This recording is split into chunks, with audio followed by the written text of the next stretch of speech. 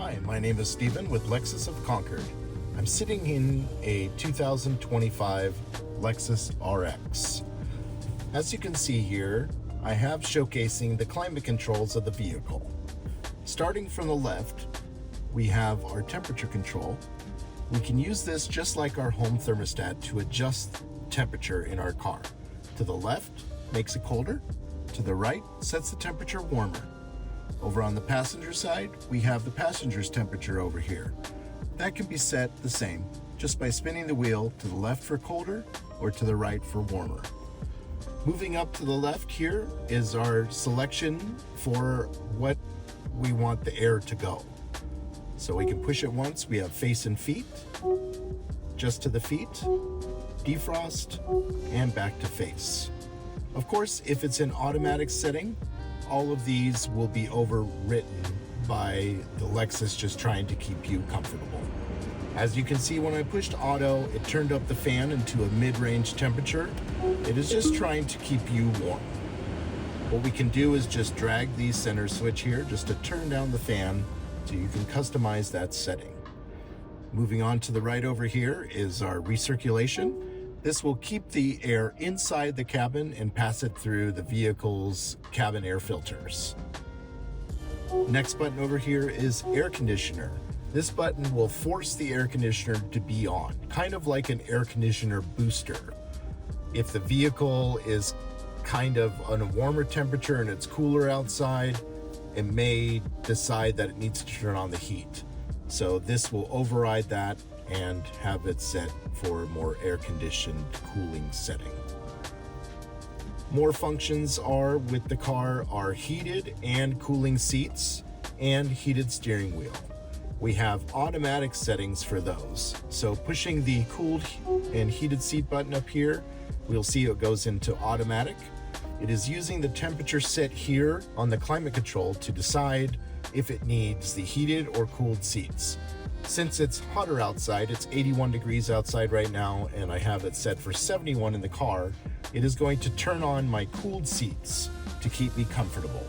I, of course, can override that. I can change to hot if I want. I have 3 levels of heat, 3, 2, 1, off, or I can go back to cool. I have 3, 2, 1, and off. Also, the steering wheel has an automatic setting. If it's cold in the morning or anytime it's cold, if the steering wheel is set in automatic, it's just going to turn on the steering wheel heat for you. You can also override that by just hitting auto. There's a high, low, and then back off. Moving on to the right over here on the other side, we have front and rear button. Right now we have it in the front setting. We're controlling the front air conditioning system. I can turn it to the rear. As you can see here, it's blank. But if I decide to, I can turn this temperature gauge, and this will adjust the temperature for my passengers in the rear seat. Coming back to the front, the last button over here is sync. So as you can see, we have 71 degrees here, we have 66 degrees here. Let's say I'm in the car by myself. I just want to have the temperature be 1 for the entire car. I can press sync. Now you see it matched it back 71, 71 here.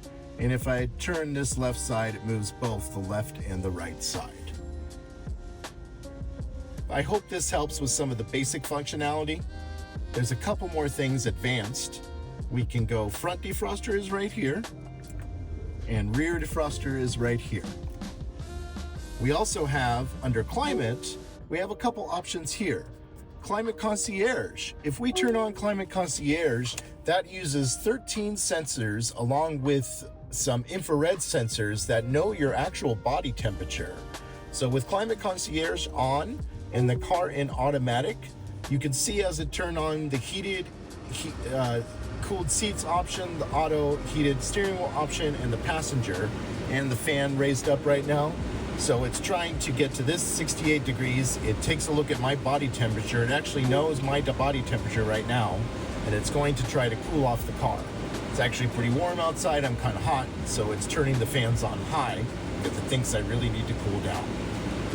Some other functionality of the vehicle is S-Flow. Using S-Flow directs air only to occupied seats. Each seat has a pressure sensor into it, so the Lexus knows if there's somebody sitting inside. So with this setting on, you just have to be sitting in the seat and the vents will actually turn on by themselves for your seat. Great for the rear passengers that are just gonna get into the car. Next setting down is gonna be Eco Heat and Cool. Say we wanted to reduce the output power of the heating and the air conditioning, we can do that with this functionality. It will help to save fuel, but in California, it gets pretty warm in the Bay Area. This is probably not a setting we would need most of the time. And last but not least, de-icer. Let's say we're traveling to Tahoe, or we're heading over to the East Coast, maybe in the wintertime for a road trip. If there's ice on the window, this actually will heat up the wiper blades with an element underneath to melt the ice on the window. Anyway, I hope this helps with all of the climate control functions of current Lexus vehicles. Hope to talk to you soon. Take care.